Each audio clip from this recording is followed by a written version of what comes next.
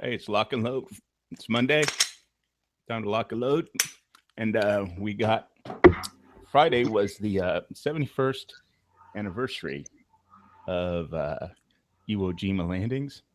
There's a picture of all the landing craft and Mount Suribachi in the background. And it was around 60,000 Marines that landed. And pretty, pretty one of the famous battles of the United States Marine Corps, along with, let's see, Chosin Reservoir, and another battle in World War One, which I can't remember the name of. Bella Woods. That's it. Thank you. And so we have Heavy B, our Brian, Semper Fi Brian, or Semper Bry. Yeah, Silver Bride. Heavy B on the Silver Bride channel. And I just had a couple of thoughts about the Marines as a civilian, and thought I'd try and ask some semi-intelligent questions. And I'll apologize up front if my questions don't make any sense to somebody who was actually in the Marine Corps, but I'm gonna do my best. I mean, a lot of us have seen like the sands of Iwo Jima, and you know, what was the Clint Eastwood movie? Heartbreak Ridge. Yeah. So, you know, it just seems to me that where with the history of the Marine Corps it's like as long as there's in America, there'll be a Marine Corps, and as long as there's a Marine Corps, there'll be in America. But this was a pretty intense battle. They learned from the Germans after Normandy and D-Day. So I think this battle was after Normandy, not to just fortify the beaches. And the Japanese were dug in underground. And so, in spite of a massive bombardment, they waited for the Marines to land. And then, when they were all stacked up on the beach, they launched an artillery barrage, which killed a lot of people. And I think the 24th Regiment at the quarry took 83% casualties. But there were about 21,000 Japanese defenders. And the point was to get control of 3 airstrips for B-29 emergency strips. And so they could get some fighter escort from P-51s all the way into Japan. And so I think the questions I have are, the basic ones like, oh, why did you join the Marines? Because that's like a big one. I guess people join for different reasons. And what was it like to be in the Marine Corps? And how do you think it's different from the other branches as far as, military ethos? Was it, what did it feel like to be in the military? In the Marines, because I was just, curious because they seem to have a, different, fraternal mindset than the other branches of service. Okay, okay. Start off. The reason I joined the Marine Corps is ever since I was a little kid, I wanted to be a Marine. Probably had a lot to do with Sands of Iwo Jima, John Wayne movie, and a movie called Gung Ho that starred Randolph Scott. Yeah, I remember that one. Both excellent movies. What's it like to be in the Marine Corps? It's another world. I mean, you go in, you go through boot camp, and That must have been something. The first day when you got off the bus. So where did you train? actually, when I got off the bus, okay, I was in San Diego MEPS, which is military enlistment post, right? You go from there, and then from there we did our physical, and then from there we went to boot camp. Went down to MCRD San Diego. It was a van full of us, not a bus, a van. There was like maybe 10 of us. And we got off, and there was no one there. No one there. No DIs, no nothing. We'd gotten Nobody? there early. You didn't have to stand in those like yellow footprints? Oh, not yet. We ended up doing that. So the the driver took off, and then we were just the 10 of us just sitting there going, "Okay, what do we do?" So we What came you up with the smart idea of going in groups and splitting up and going to find somebody and a meeting back in like 15 minutes. Everybody had a watch.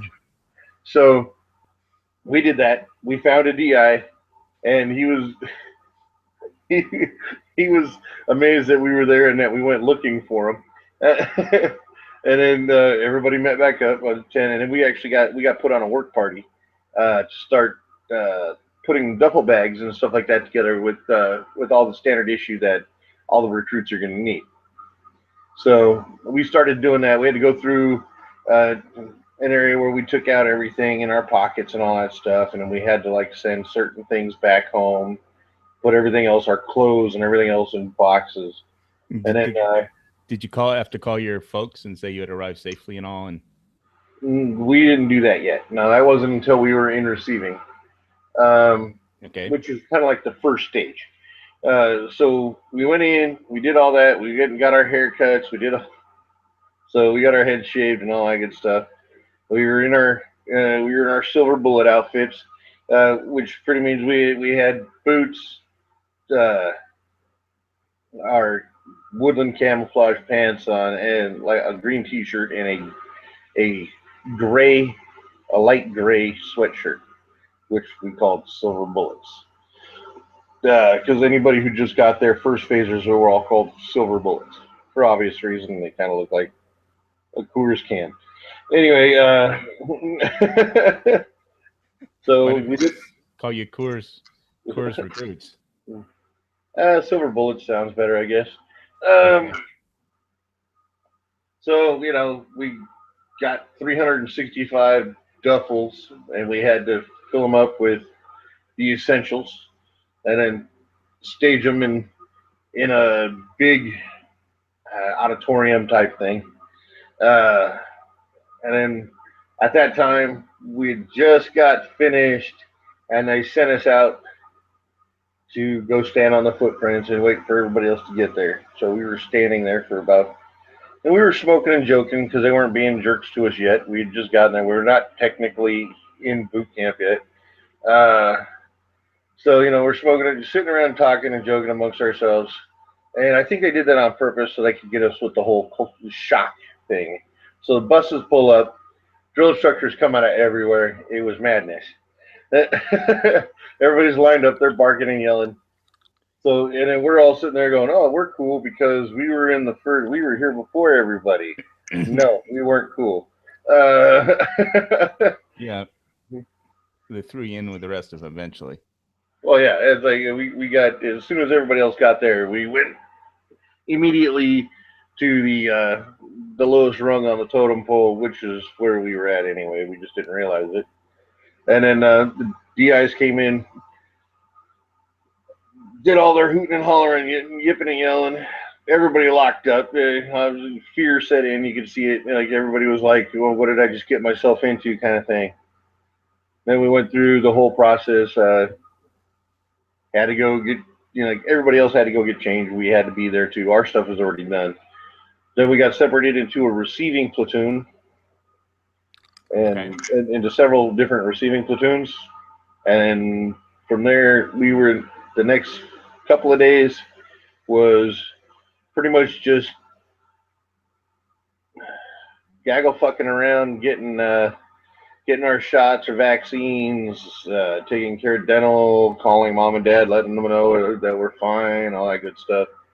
And then we got sent from there into our actual boot camp platoon. We got to meet our daddy. That's our senior hat, the senior drill instructor.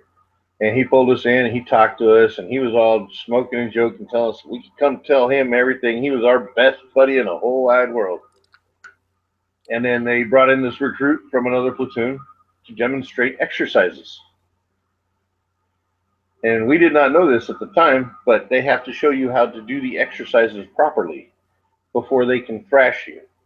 So Kid came in, did his exercises, was dismissed. He left, and then he had, our senior had us all go line up by our racks, and still all this, and he was like, "All right, boys, now it's time to meet the dogs." And he unleashed our three junior hat drill instructors, and they seemed to be everywhere at once. And they were literally up in everybody's faces. All it seemed to be all at the same time. You didn't have time to sit there and smile at anything anybody was saying. They were just like whirling dervishes. They were everywhere. I mean, I and assume, I assume that smiling was frowned on when they're yelling at you. oh yeah, that didn't happen. It did not happen. Not a single person in my platoon smiled. I'm sure there have been people that smile, but if they did, they were not smiling shortly thereafter. Um, and then from there, ensuing panic into a vague form of organization took place, and we continued on through boot camp. Um, when I went in, I was, well, my name's Heavy B. I've always been a big dude. I went into boot camp 249 or 240 pounds, and I got out at 179. So the fat bodies, which I was one of them, we all got we not only do we have uh, our sweatshirts that we ended up painting our platoon numbers on, which my platoon number was 3110, and then for the fat bodies we had to put red stripes above and below it. That designated us as being diet recruits or fat bodies, whatever you want to Like call they them. couldn't tell just by looking at you, they had to give you a special ribbon, right? Oh yeah, it was definitely something to set you up. Um, and from there, it was a matter of them like the best way to put it would be like kind of like a tale of two cities. It was the best of times, it was the worst of times. It was Looking back on it is different than going through it, I imagine. going through it sucked, but as soon as I got out of boot camp, I missed it. Seriously, there's just it's I can't speak for all other Marines, but from the ones I talked to, you get that greatest consensus of it's like wow, that was because that was the beginning of your journey, and then to go through everything you did. Now, for me, it was something special because I was a fat body. When I got out of it, I wasn't a fat body anymore. Um, and so I had achieved that. In fact, I had missed company weight loss by 1 pound, and I lost to a guy named Howard in my platoon. He lost one more pound than I did. He actually got promotion because of it. He got promoted to private first class meritoriously for losing the most weight out of everybody in boot camp. So that was cool, So it was. So, was it in boot camp that you got an idea of the history of the Marine Corps, or Oh yeah, yeah, yeah. That's one thing we always had. Like, well, not always. Whenever we weren't marching around or doing PT or something like that, we were in some kind of history class. Our company commander came by once every 2 weeks on a Sunday before we secured to go to church, and he would read to us from what we call or what he called the good book. That's how I learned it to be called. And what it was a series of notations of Marine Corps, the Marine Corps history of extraordinary events that Marines did. Um, so they were founded in 1775 when Congress, had the first two naval regiments. I mean, that's when it started. So the Marine Corps has been around for long. November 10th, 1775. Yeah. That So was birthplace. The birthplace of the Marine Corps was a place called Tun Tavern. It was in Philadelphia, Pennsylvania. Um, and it's kind of why I have an issue with Philadelphia. Uh, Out of all the historical landmarks, they couldn't keep Tun Tavern. I don't want to go on a rant on that, but yeah, I'm not happy about it. In fact, they never even had a plaque in the area there of where Tun Tavern was until another another Marine decided to take his own money and put the plaque there, and it's in a parking lot. So I'm not what do you happy about that. what do you think is different about just how the Marine Corps works? Uh, than I mean, I don't mean just amphibious, but I mean just from a military ethos point of view than like the other branches.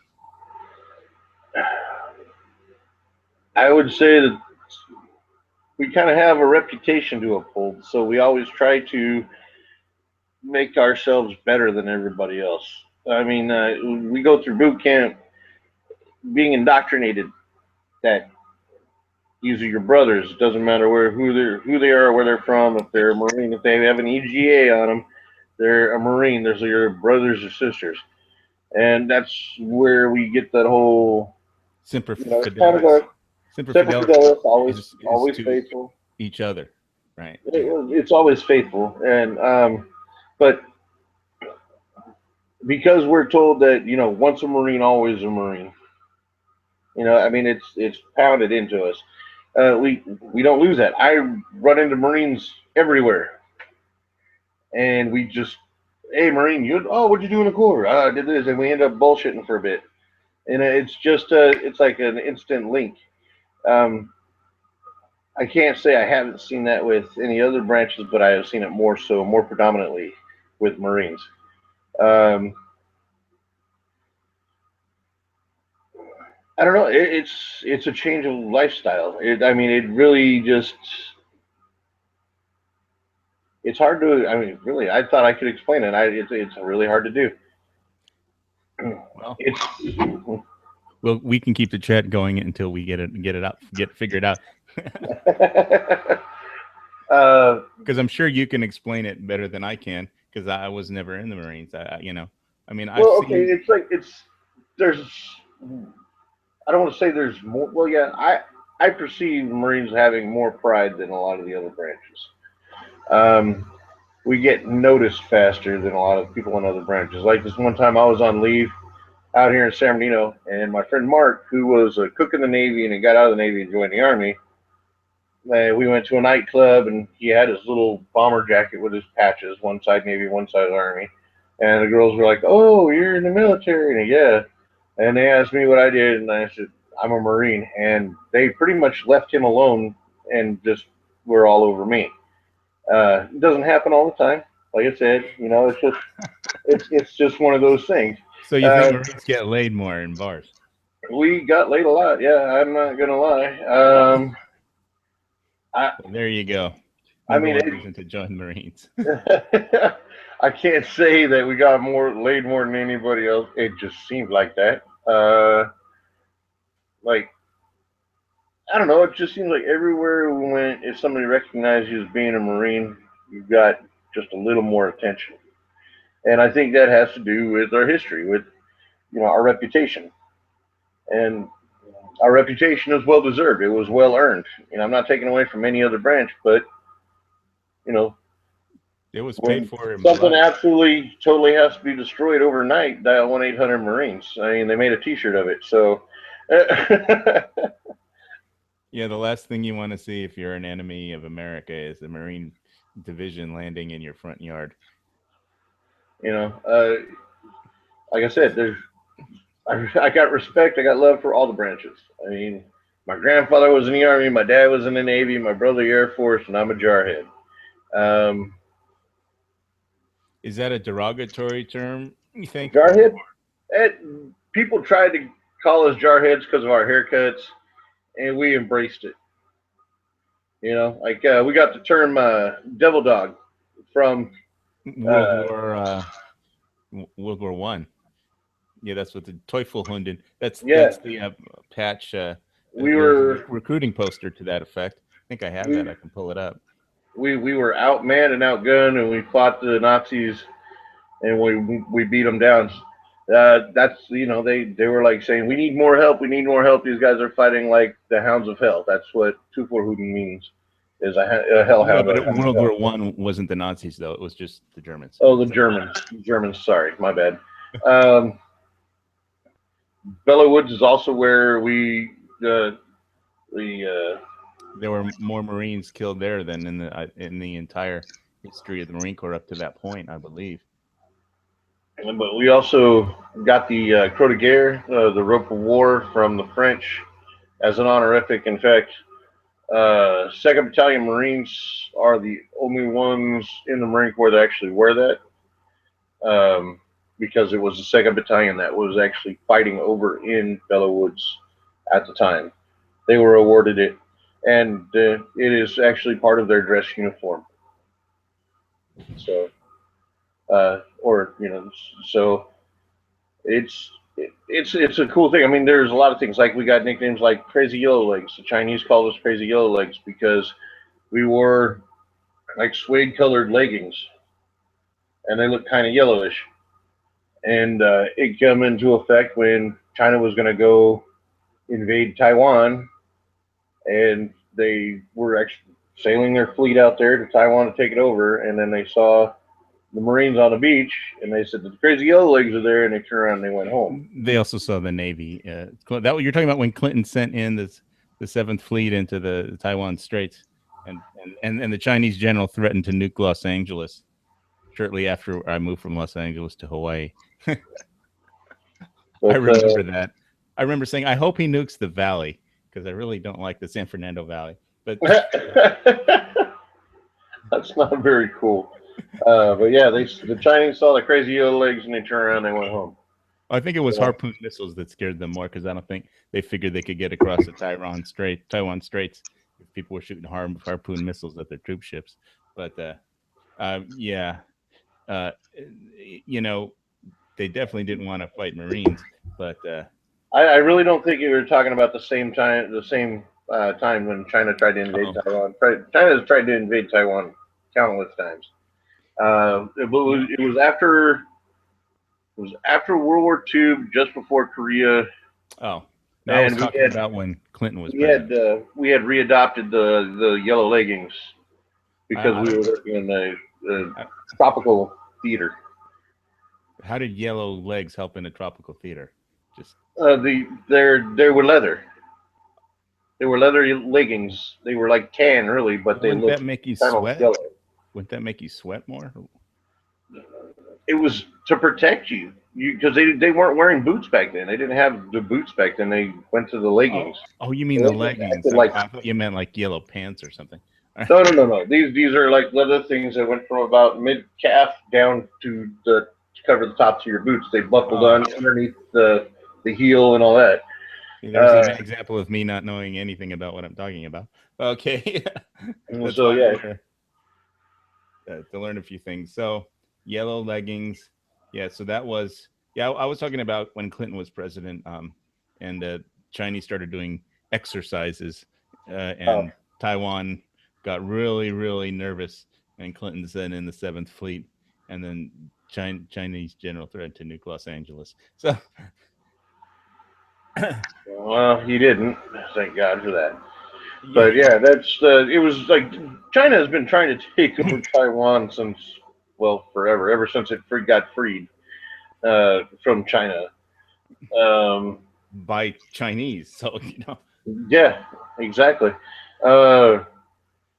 Like, and of course, it's like other great historical things like Mount Suribachi, the Battle of Iwo Jima. And the flag of Mount Suribachi.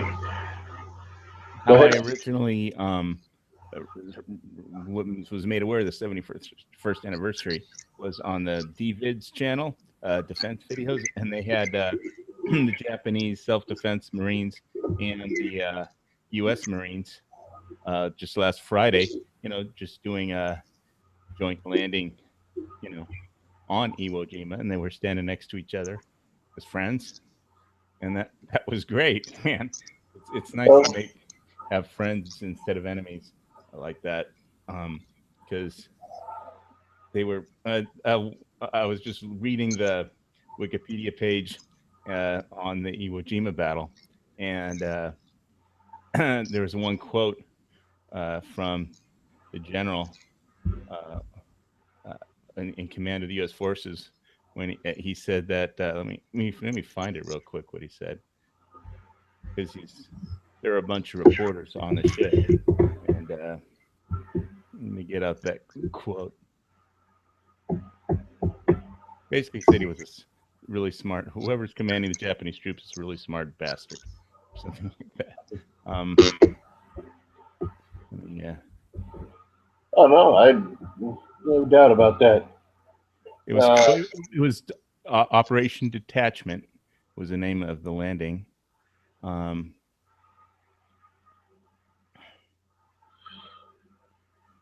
see.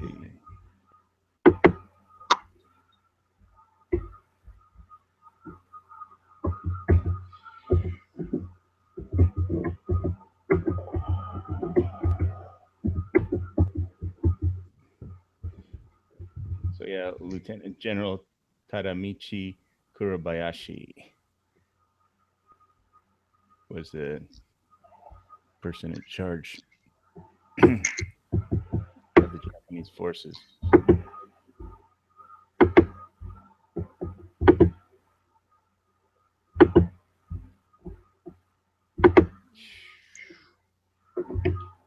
So who landed? I think it was General Harry Schmidt. So you had the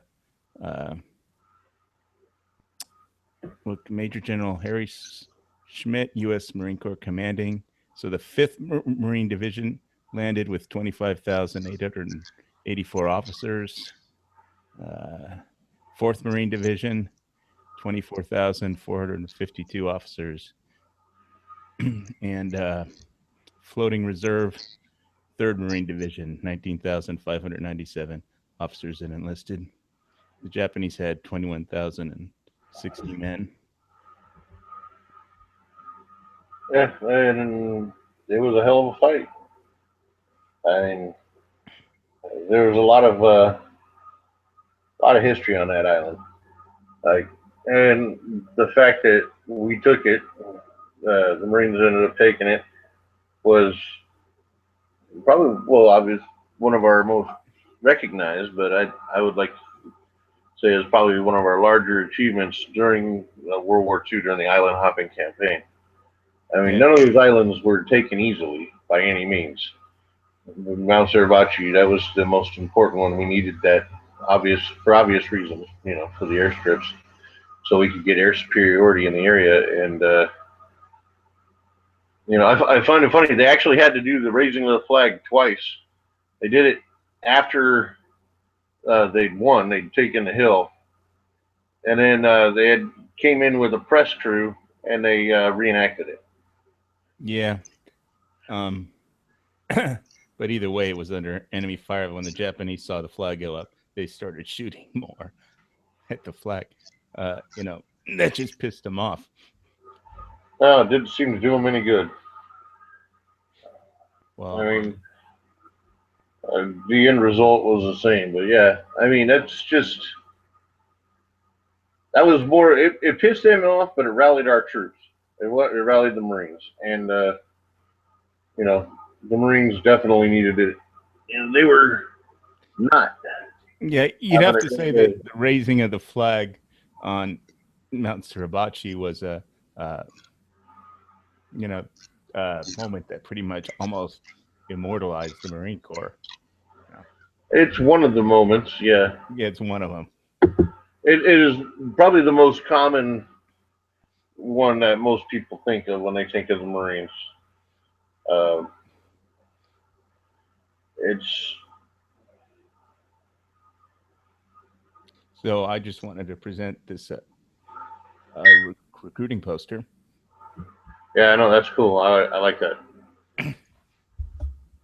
World War I recruiting poster. Trooper of Union. Hound of Hell. I think it's funny that they picked the English Bulldog as the the mascot of the Marine Corps.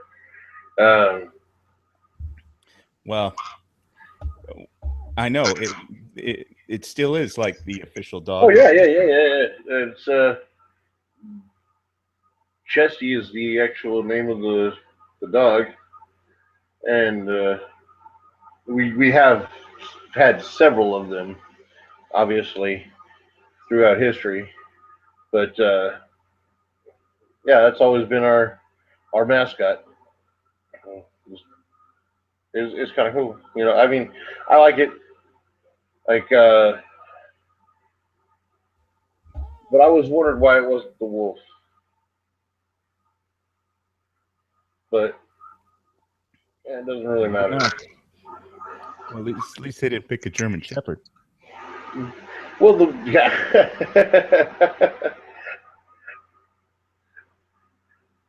But I definitely like that picture of the bulldog chasing the poodle or whatever it was, the schnitzel dog or whatever it was.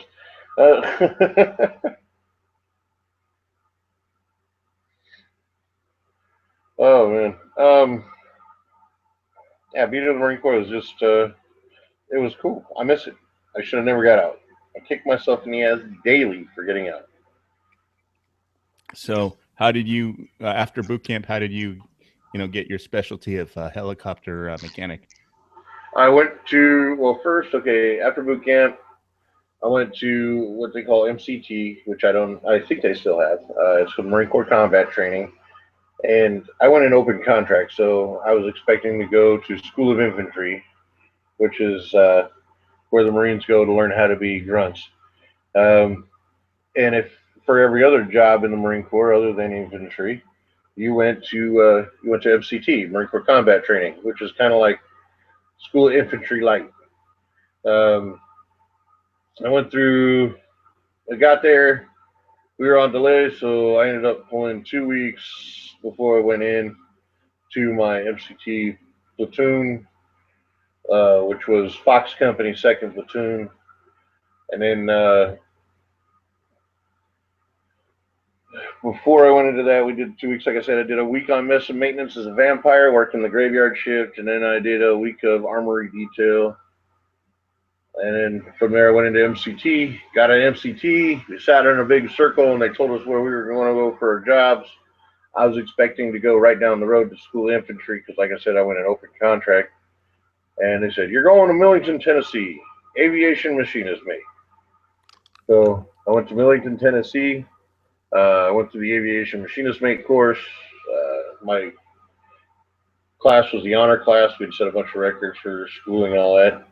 And then it's probably why we got our choices of where we wanted to go. And from there, we got split up into different areas. Went to Tustin, which was a kind of like a And satellite base to El Toro, and that's where I that's became. back I in went to California. school. Yeah, that's back Yeah, in California. That's in Orange County. yeah. El Toro was as well, and they closed down El Toro after I had left, and they moved everything to Miramar. But I went down to Tustin and went through the intermediate level power plants mechanic course, and then from there I went to Hawaii, and then from there the rest of my Marine Corps. So um, yeah, so that's where I learned how to work on turbo shaft engines for the CH-53. And then when I was actually in the fleet, I worked on some engines for the CH-46. Not too much, but the engines were really not that much different. And I went out and I did some. I got cord certified on the test cell, which means I could be out there working on, wrenching on the engine, adjusting things while the guys in the box were running it up. And then right before I was going to get my cell certification, I got out of the Marine Corps. So And your reason for leaving was what? young, dumb, and full of cum. I thought I knew everything. Thought life, would be great outside the Marine Corps. And then I got out and I realized uh, I missed the Marine Corps. I could have gone back in, but What did you miss about it the most? I mean, the guys I worked with, my unit, my the esprit de corps, the brotherhood, just being on base, and then like colors would be sounded, and the entire base would just stop. And as soon as colors was over, I went right back to business. Uh, Freaking the bases were immaculately groomed. They look beautiful. Uh, it was very very ordered. And then civilian life is chaos, I must admit. As a civilian, I can confirm. Being a civilian is chaotic. I think the most thing I missed about it was it was a very structured, very simple, very easy way of life. All you had to do was get up in the morning, do your job, go home. I mean, granted, sometimes doing your job entailed working 12 to 16 hours a day, but not all the time. Generally, during like preps for major inspections and things like that, I mean, you had field day on Thursdays. You had to clean up your room and the barracks. You know, everybody worked in the common area to clean up the barracks. You had to clean up your room, make sure it was perfect, and then it would be inspected. You didn't exactly have a lot of privacy living in a barracks, but it was cool. It was really cool. It was just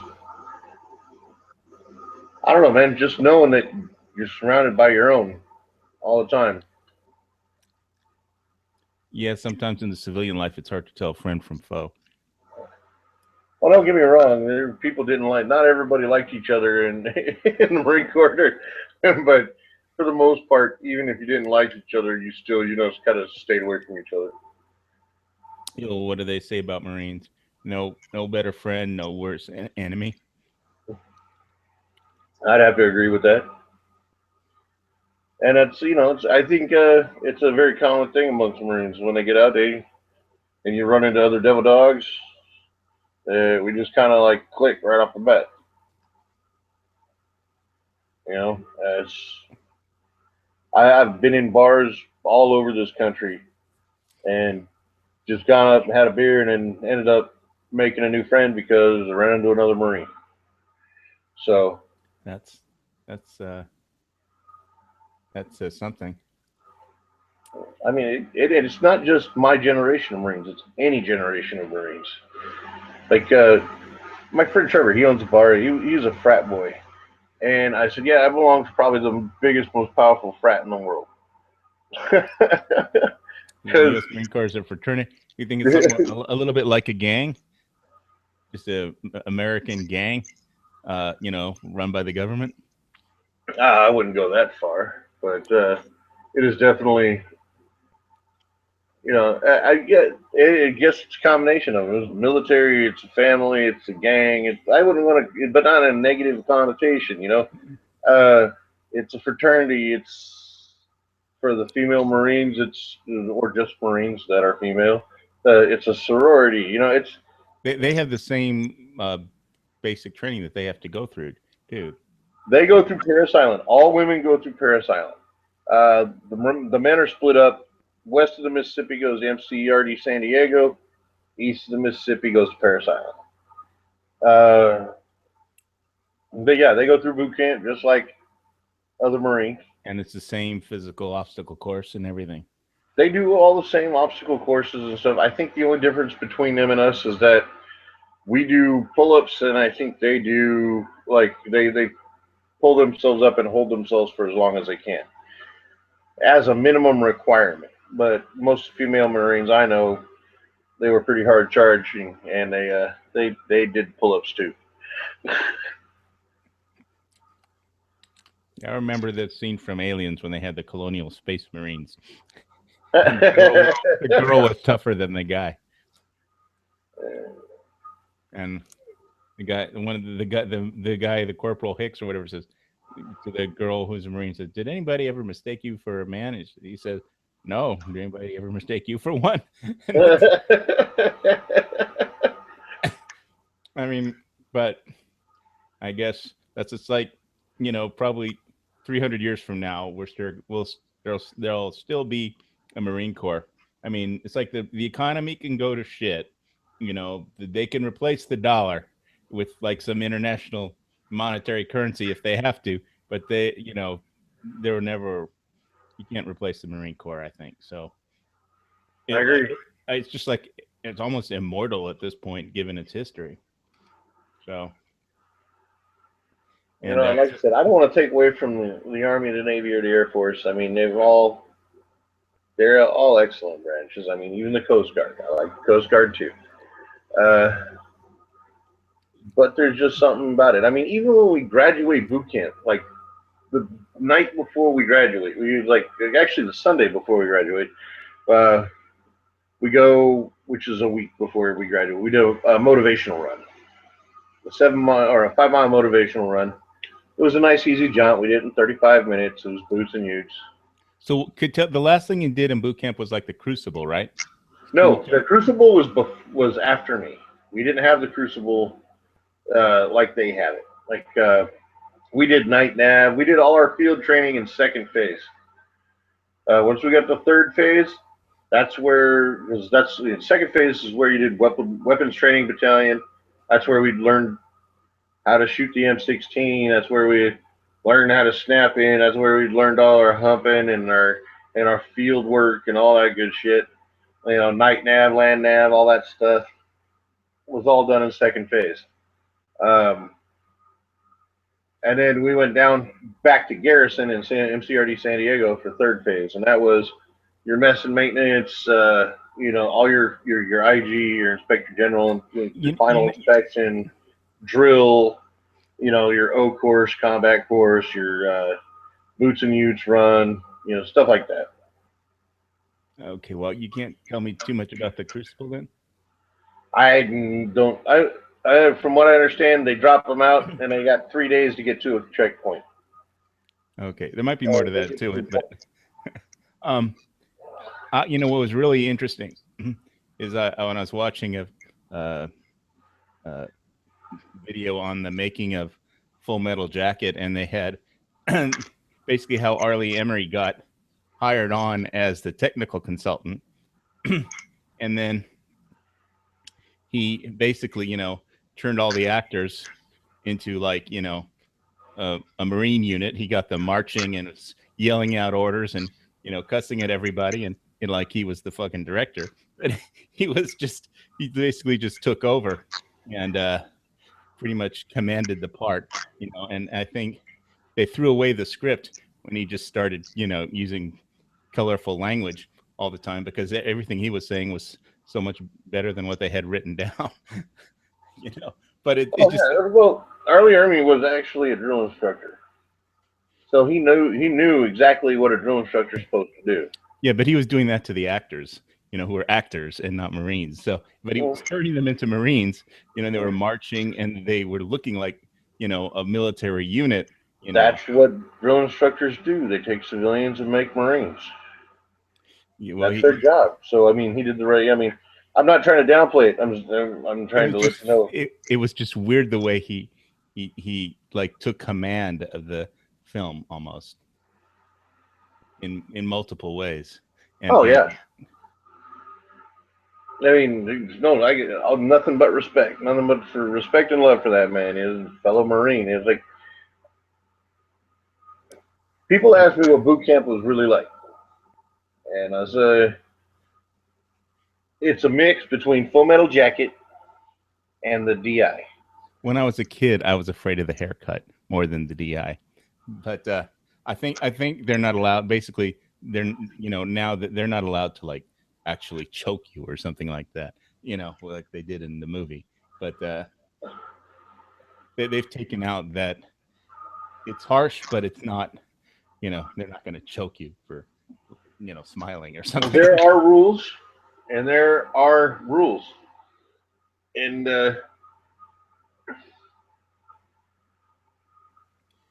I've been called what you call the whiskey locker a couple of times. What's that? The whiskey locker is kind of a storage closet. It's where you have all your cleaners and stuff like that. It's a very large closet that, you know, that's where all your brooms and your mops and everything's organized along the walls and a nice big space in the middle.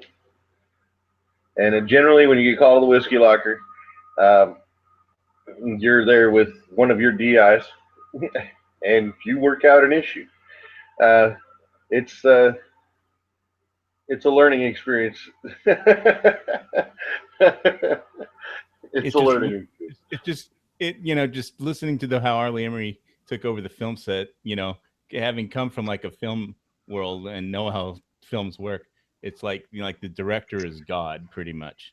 You know, it'd be like, you know, telling, you know, you can't order Patton around or take over the command while Patton's standing right in front of you. But that's what he did pretty much. And Stanley Kubrick, uh, who made Full Metal Jacket, was, you know, a definite talented director with some experience. So, you know, he just, I think he just liked what, you know, Arlie Emery was doing, and it looked great on film. So He did what nobody had done. Well, I can't say nobody had done because, like I said, Boot Camp was really like a mix between the DI, which is a black and white movie starring the guy from Dragnet Friday.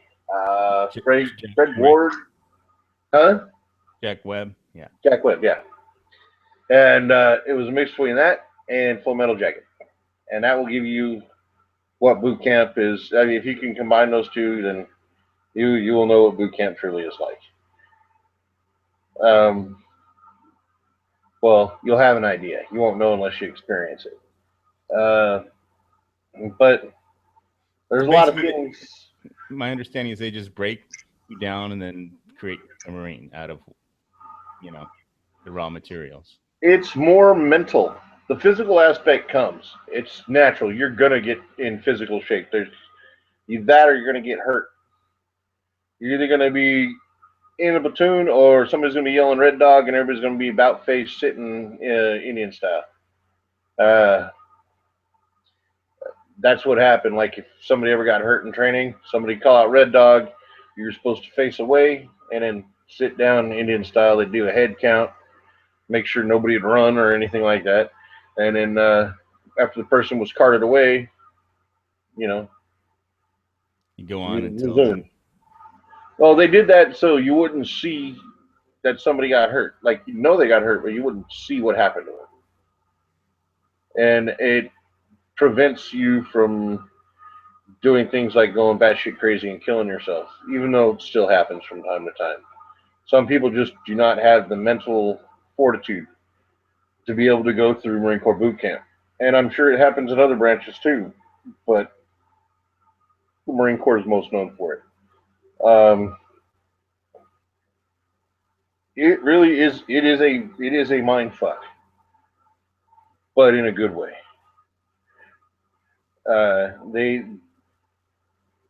It's, the mental aspect is the major part of it. The physical aspect, like I said, just comes.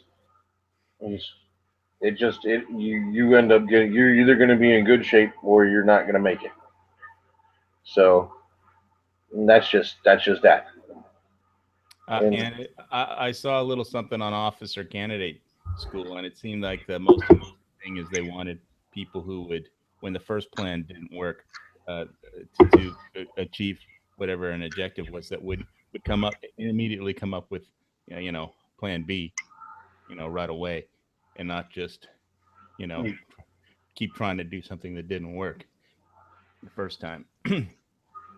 critical thinking is definitely key for like officers, and they teach it to NCOs and staff NCOs and NCOs. Just go in order.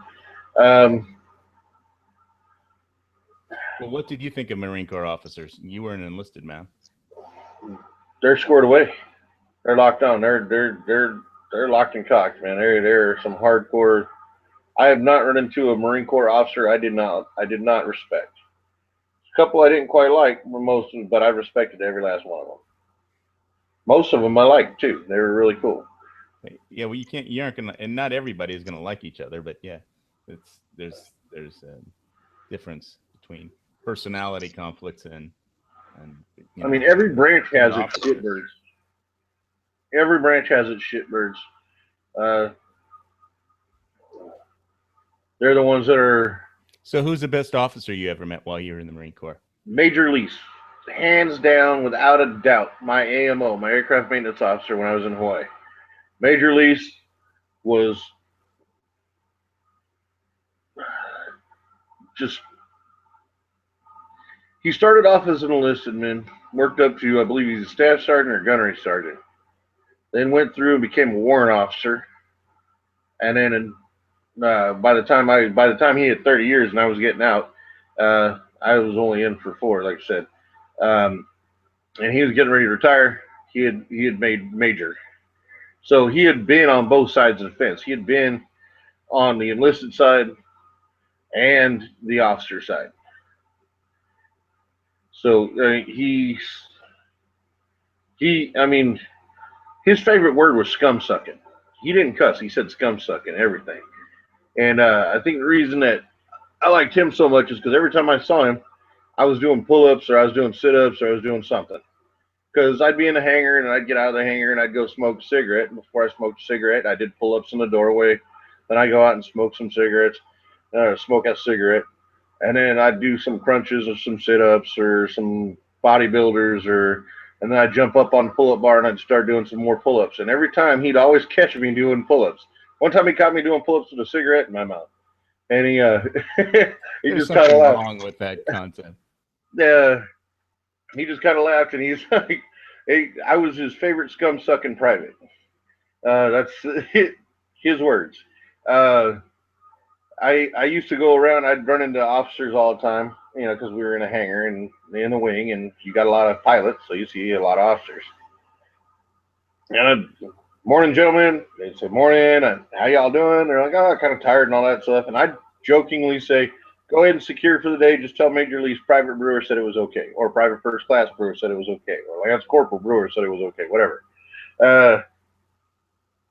And one day Major Lee's comes down, our scum sucking brewer.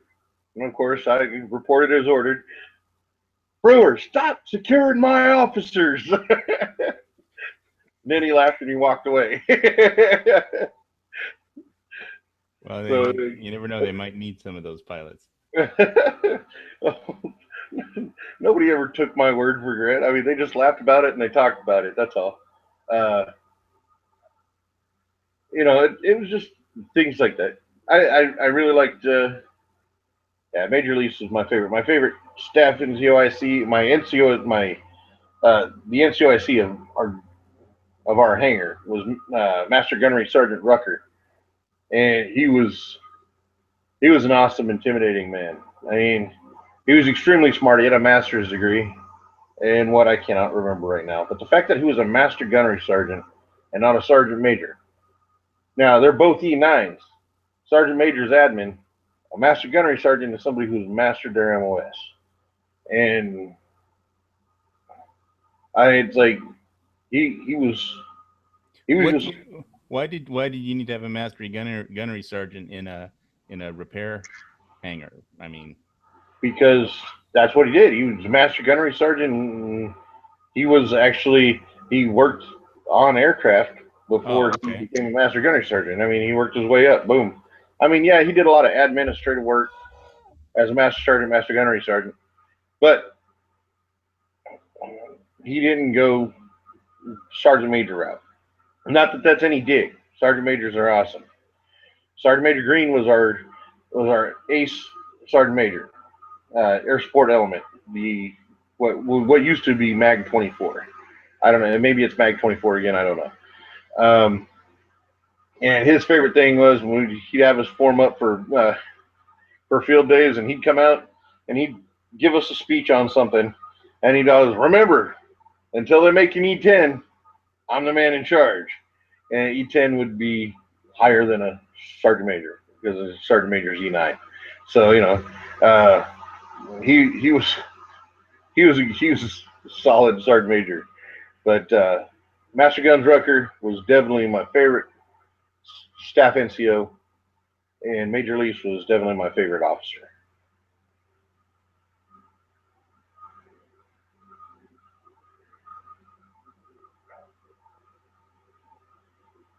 You got anything for me? Anything further? Any other questions?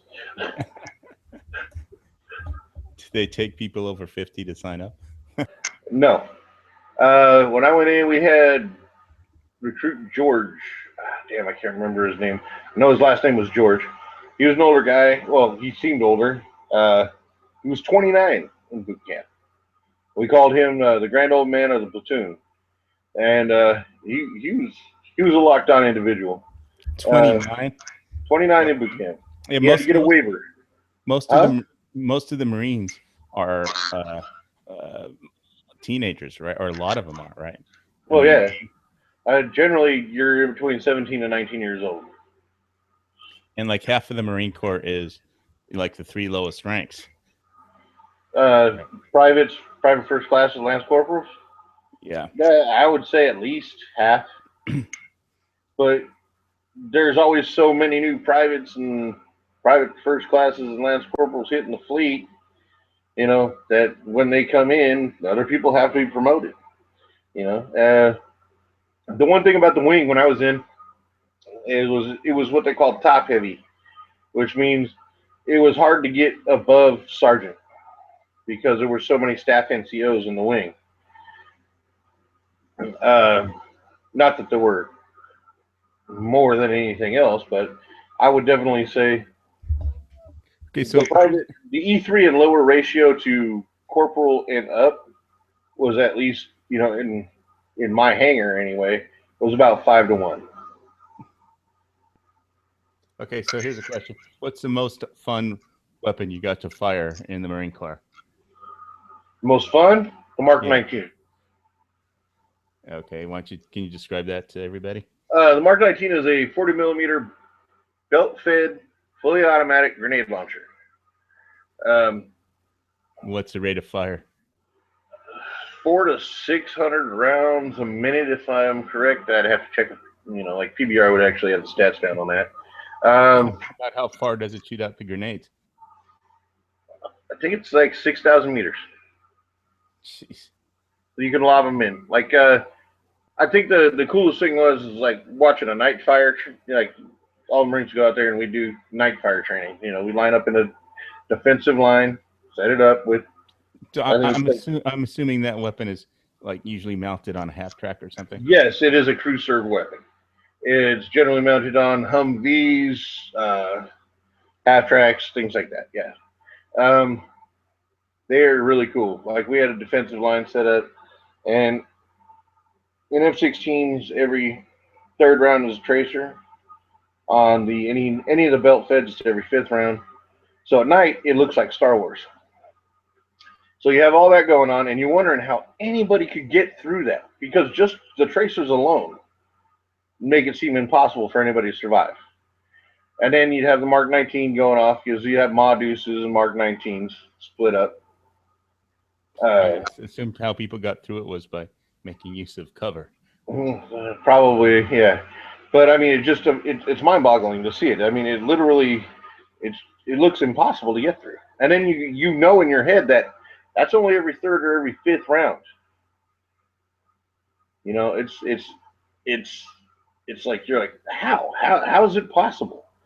But anyway, so you have the night fire going on. So you got all your all your tracers going down range and all that, and then you hear the Mark 19 just whop whop whop whop whop whop whop, and then a couple seconds later you just see a bunch of explosions in the background, just boom boom boom boom boom boom boom. It's like wow, that is so cool. And Okay. I actually enjoyed to shoot that and the Modus. Everybody loves those because they're the big guns. I really like shooting the M60 because we didn't have the 240s at the time. They were just being phased in. The 240 Alpha was being phased in, and the Pig was being phased out. Um, but yeah, it would be in order. I would have to say the Saw was my third favorite to shoot. So it'd go the Mark 19, the Modus, and then the Saw, and then the M60 and the M16, A2 at the time. Those were definitely my favorites in that order. I did get to shoot Styrog with the Aussies when they came up to play with us, and I got to shoot an AK um, when the Russian Navy stopped by. At least I have one of those. And I actually need to upload the to gun channels. I found the American military manual for the AK-47. I didn't know there was one, but I found it, downloaded it. I'll need to upload that to gun channels. Like I said, I was in the wing, but every Marine's a basic rifleman. But yeah, it makes sense that we would have manuals on our quote unquote enemy's weapon systems. Yeah, just that the AK-47, you really almost don't need a manual, but it does have a manual for the. The only thing I found interesting in the manual was I didn't know the AK-47 had a grenade launcher uh, that fitted it Yeah, well, because I'd we never had seen one. it. We had the M203 on the bottom of the M16. So Yeah, but I just had never seen a AK with a grenade launcher. Before I read the manual from the U.S. military on the AK, and because I had never seen one in a movie, I guess. But one more reason to buy an AK. But I don't know if it's legal to buy the grenade launchers. I know it's not legal to buy the grenades, but well, I think they sell civilianized like flare launchers. Like 37 millimeter flare launchers. Yeah. Well, uh, don't get me started. I'll probably wind up accidentally breaking some Hawaiian law that I don't even know exists yet. I mean, yeah, they got some nasty new gun confiscation laws uh, up for the Hawaii legislature. But we'll see what happens. uh, well, I really want to thank you for telling me about what it was like for you in the Marine Corps and just sharing that because, I like, for me, I like keeping track of historical events like, the 71st anniversary of Iwo Jima and just general military, you know, um, yard marks, for lack of a better word, or landmark, occasions. The Corps has a anniversary every year for their birthday, but this is one I didn't know that February 19th was which was this last Friday, and I do my shows on Monday. We were both on the Edges show, Edge of the Week, but I was dealing with medical issues and I knew about it, and my brain just wasn't functioning to bring it up on Friday. That's good. I totally brain farted on it too, so don't feel bad. But um, so I hope a lot of people wind up watching this video because um, it's just I mean, Hawaii is a big military town, and there's like you can't you know go to shopping at the market without tripping over a Marine practically. So Well, hopefully not tripping over, but you know what I mean. yeah, I know. And so you may not like every Marine that you meet, you know, because sometimes they're a pain in the ass, and especially if you're an enemy of America, you get a whole bunch of them landing on your doorstep. They're really a pain in the ass, and because that's what they're trained to be. Um, uh, and so that's one of the things, the basic tenets of America that'll keep it going no matter what gets screwed up in the world is that there's the Marine Corps. So uh, thanks for the Marine Corps. Thanks for being in the Marines. Thanks for listening. This has been Lock and Load, and this is Hawaii Volcano Squad. Tune in next week. If I can talk, there'll be another Lock and Load. All You seem right. to be making it every time. I Ed, see. if you don't mind me plugging my show, Friday Night Sights on the Separate Bride channel and Gun Channels, Heavy B on YouTube and Google Plus. Stop by, check it out. Definitely. All It'll right. be 7 p.m. East Pacific Standard Time. 7 p.m. Pacific time. Yeah. Okay. Aloha. See you next week.